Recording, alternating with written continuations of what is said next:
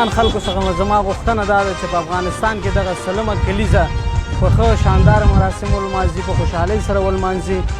هېوادوال که څوک پرې خفه وي د دغې مراسمو څخه دې ګټه واخلي، دغه خلک دې خوشحاله کړي.